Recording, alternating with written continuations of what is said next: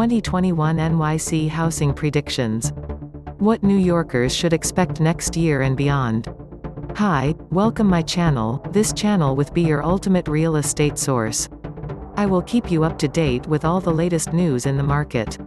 I hope this information will give you a better understanding about what going in the market today. Like, share, subscribe. Let's get the ball rolling. In 2020, the COVID-19 pandemic upended New York City's economy and housing market, as well as many of our predictions from last year. Unlike other large cities nationwide, New York saw record numbers of vacant apartments hitting the market, leading to the lowest rents in more than a decade. On the other hand, strong buyer demand returned to a sales market that had been cooling for nearly 3 years. In 2021, the city will face a long recovery. The pandemic and the rise of remote work have led to lasting preference changes among renters and buyers that will shape New York for years to come. Here are StreetEasy's 2021 NYC housing predictions. NYC's economy will face a long recovery, pushing rents even lower. The road to recovery in 2021 will be slower and more difficult in New York City than in many parts of the country. NYC has been both the epicenter of the COVID-19 pandemic and the epicenter of a national economic downturn, seeing the worst job losses among 82 metro areas in the nation. As many as one-third of NYC's 230,000 small businesses had permanently closed as of July. The industries most vulnerable to COVID-19 shutdowns, leisure and hospitality, shed nearly half their jobs. As of October, the city's private sector had lost more than 500,000 jobs compared to 2019.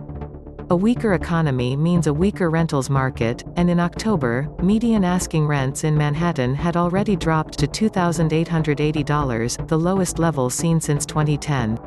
Rental demand will not return to pre-pandemic levels until jobs return, and recreating more than 500,000 jobs could take considerably longer than successfully rolling out a vaccine. Rental inventory also reached record highs this year, with a citywide 123% annual increase in October.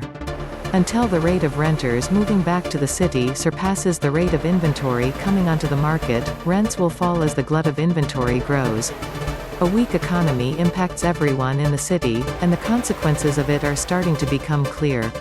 New York State faces a projected $59 billion revenue shortfall through the next 2 years, and the city alone has lost $9 billion in revenue from sales, personal, and income taxes. The MTA faces the largest budget hole in its history, and has proposed plans to reduce subway service by 40% if it does not receive $12 billion in federal aid. Whether the city's recovery takes 1 year or more is ultimately contingent upon unknown factors, including when a vaccine will be distributed, whether the city receives federal aid, and how many New Yorkers will permanently leave, and take their income taxes with them. But economically speaking, 2021 looks to be a long and difficult year for New York City. 2021 will be a busy year for home shopping, if sellers price accordingly. However, what's true for the city at large isn't necessarily true for all residents. In 2020, the COVID-19 pandemic affected different groups of New Yorkers in dramatically different ways. In a tale of two cities, pandemic-related job losses disproportionately impacted outer borough residents and lower-wage workers, devastating whole neighborhoods, even as it left higher-income workers relatively untouched. Many wealthier New Yorkers who held on to their jobs even saw a financial boost from this year's rally in tech stocks. In 2021, New Yorkers with the means will take advantage of the unusual market, fueling a busy year for home sales. Buyers have already made a swift comeback since the reopening of the NYC economy this summer, driving brisk home sales this fall. In October, in-contract deals rose to peak home shopping season levels, with Brooklyn hitting a new record of 824 pending sales. At the same time, sellers are accepting offers more in line with the record-high supply of homes on the market. In 2020, an annual record high of 74% of homes sold below their original asking price. All this sales activity shows that, when the city is not under a mass lockdown and sellers are willing to negotiate, buyer demand for homes in NYC is high. Mortgage rates remaining near all-time lows, pent-up demand, and good discounts will keep that demand high in 2021. With a steady drumbeat of vaccine news coming, 2021 will become one of the busiest home shopping years we have ever seen. Fears of a lasting urban exodus will subside in 2020. The pandemic triggered fears of a permanent urban exodus and the death of the city. This narrative is nothing new. Throughout history, people have left urban centers as a result of pandemics and economic downturns. But they have always come back.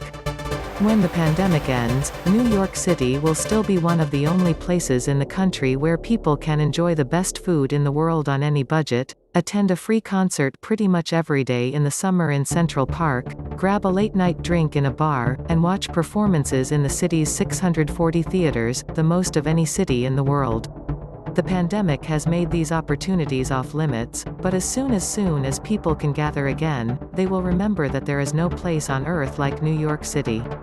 With the vaccine coming in 2021, we will see enough New Yorkers moving back for fears about the death of the city to subside. Street Easy surveyed more than 1,500 New Yorkers on whether they had left NYC as a result of COVID-19. We found that 22% of New Yorkers had left but with plans to return, or had already returned by the time of the survey in October. While our data shows that some New Yorkers have temporarily left, there is no evidence that permanent moves out of the city are happening on a large scale. Zillow, StreetEasy's sister brand, found that homebuyer searches for suburban homes relative to urban or rural homes were no higher than they were a year ago. It's important to keep in mind that the restoration of pre-pandemic New York will not happen overnight.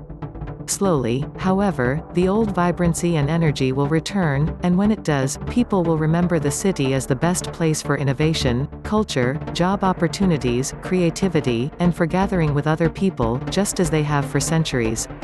Brooklyn will become the default choice for New Yorkers who plan to stay. Brooklyn has always been a hot market, but in 2021, the borough will become the default home for shoppers who no longer worry much about commute times.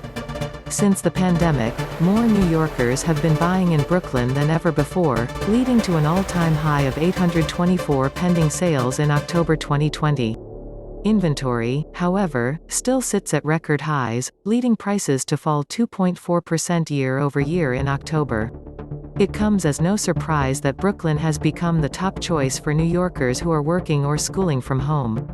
A survey of homebuyers on Street Easy highlights that many New Yorkers' home preferences changed as a result of the pandemic. Respondents cited extra space 47%, outdoor space 38%, in-unit laundry 36%, and proximity to parks and public green spaces 31% as bigger priorities than they were before. Brooklyn provides all of these features at lower price points than Manhattan. MTA budget cuts could diminish Brooklyn's popularity among renters, but not likely for buyers. As we saw in the months leading up to the since-cancelled L train shutdown, rents fell precipitously in Williamsburg, while prices actually rose. Cuts to transit service strongly dissuade renters, but not buyers, who are making long-term decisions.